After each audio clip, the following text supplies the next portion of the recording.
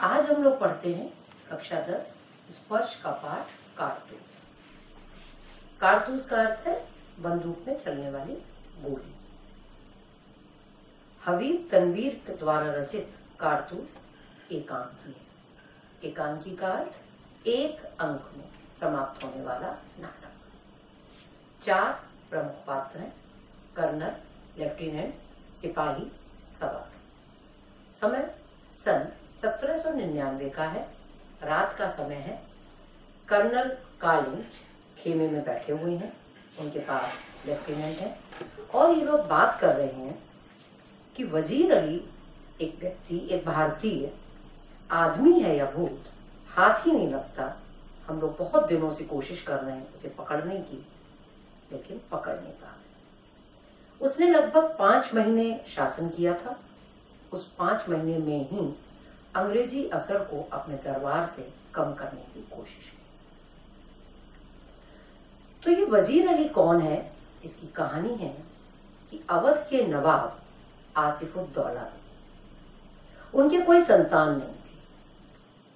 आसिफुद्दौला का छोटा भाई सादत अली था। सादत अली का विचार था कि आसिफुद्दौला के बाद ये सत्ता, ये अवध का राज्य मुझे प्राप्त होगा। यही वो सपना भी देख रहा था कि एक दिन मैं अवध का नवाब बनूंगा। कुछ समय बाद आसिफुद्दौला के यहाँ एक पुत्र का जन्म हुआ जिसका नाम वजीर अली था। आसिफुद्दौला के भाई सादत अली ने हमेशा वजीर अली को अपनी मौत माना, क्योंकि उसे लगा अब मुझे ये राज नहीं मिलेगा, क्योंकि इसका असली वारिस वजीर अली है। जब वजीर अली बड़ा हुआ, वजीर अली शासन पर बैठा, तो सादत अली ने चाल चली, अंग्रेजों से हाथ मिला लिया और उसने आधी मुमलकित, आधी दौलत और 10 लाख रुपए नकद अंग्रेज सरकार को दे दिए और बाद में वो स्वयं शासन करने बैठ गया था। वजीर अली जंगलों में छिपा हुआ है और उसने अफगानिस्तान के बादशाह शाह-ए-जमां को हिंदुस्तान पर आने के लिए कहा है।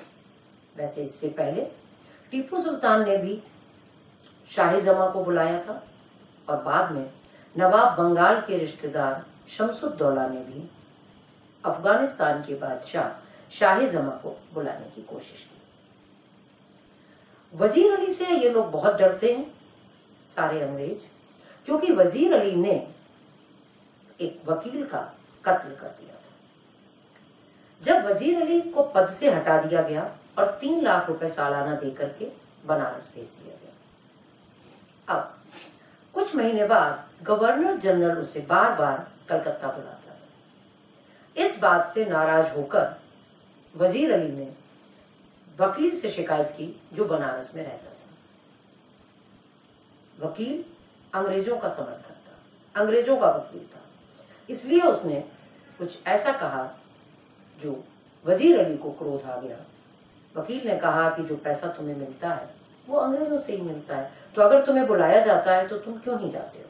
इस बात से नाराज होकर वजीर अली ने उसको खंजर मारा, उसको मार डाला और भागकर आजमगढ़ की तरफ चला गया और अब वो जंगलों में भटक रहा है। लगता है कि वो नेपाल जाने की सोच रहा है और इंतजार करेगा कि अफगान का शासक शाह-ए-जमां आए और हमला करे, अपनी ताकत बढ़ाना चाहता है। सादत अली की फौज और स्वयं सादत अली अंग्रेजों का समर्थक होने के कारण अवध की सेना अंग्रेजों को दे रहा है और वजीर अली का पीछा भी कर रहा है। जब यही दोनों के बीच में बात हो रही है, कर्नल कालिंज और लेफ्टिनेंट के बीच में, तभी उनका एक सिपाही आकर कहता है कि दूर से धूल उड़ती हुई दिखाई दे रही है, लेकिन लगता ऐसा है धूल बहुत ज्यादा है। लेफ्टिनेंट भी देख रहा है खिड़की से और कहता है कि लगता तो ऐसा है जैसे एक सेना चली आ रही हो, लेकिन एक सवार दिख रहा है, घोड़ा, एक घुड़सवार दिखता है।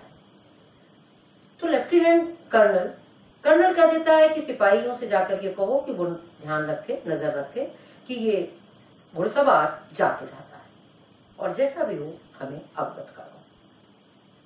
थोड़ी देर में वो सवार आता है टेंट के बाहर और आकर के कहता है मुझे कर्नल से मिलना है। तो सिपाही इस बात को कर्नल तक पहुंचाता है। कर्नल आ गए। कर्नल ने तुरंत हामी भर दी और कह दिया उसे भेज दो।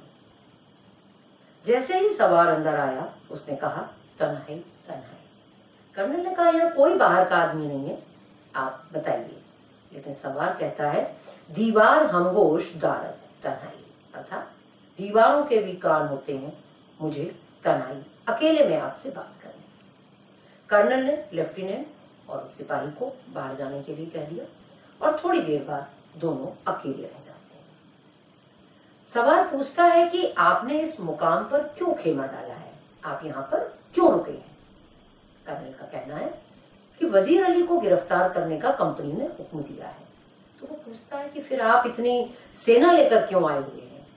तो कहते हैं कि अकेले हम उसे गिरफ्तार नहीं कर पा रहे, हमारी मदद करने के लिए ये सेना यहाँ पर आई। घुड़सवार कहता है कि फिर तो वजीर अली की गिरफ्तारी बहुत मुश्किल है साहब।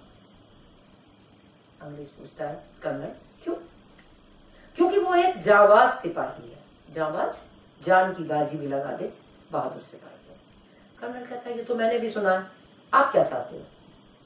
सवार कहता है मुझे कुछ कारतूस दे दीजिए। क्यों। वजीर अली को गिरफ्तार करने के लिए। कर्नल को लगा आज तो बहुत कुछ मुझे मिल रहा है, केवल 10 कारतूस नहीं। उसने बिना कुछ सोचे समझे 10 कारतूस दे दिए। कहा ये लो कारतूस। जब वजीर अली ने कारतूस ले लिए और कहा शुक्रिया, कर्नल पूछता है आपका नाम। सवार कहता है वजीर अली। आपने मुझे कारतूस दिए इसलिए आपकी जान बख्शी करता हूं, जान बख्शी करता हूं, आपको बिना मारे छोड़ रहा हूं।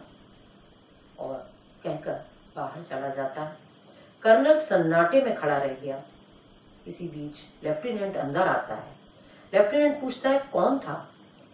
कर्नल का कहना है एक जांबाज सिपाही, जांबाज बहादुर सिपाही। ये छोटा सा एकांकी है, लेकिन ये एकांकी हमें बहुत कुछ शिक्षा दे जाता है।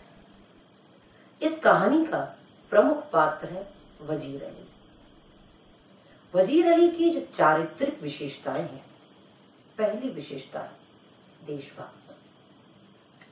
वो देश के लिए लड़ रहा है, अंग्रेजों को अपने साम्राज्य से हटाने की कोशिश में आजीवन लगा रहा है। दूसरी बात वीरता। वो वीर व्यक्ति है, वो घबराया नहीं, भयभीत नहीं हो रहा है कि अंग्रेज सरकार सारी और आधी अवध की सेना और अवध का राजा सादत अली भी उसके विरुद्ध है, लेकिन फिर भी वो उनका सामना कर रहा है, छिप रहा है, आक्रमण कर रहा है। क्रोधी स्वभाव का भी है।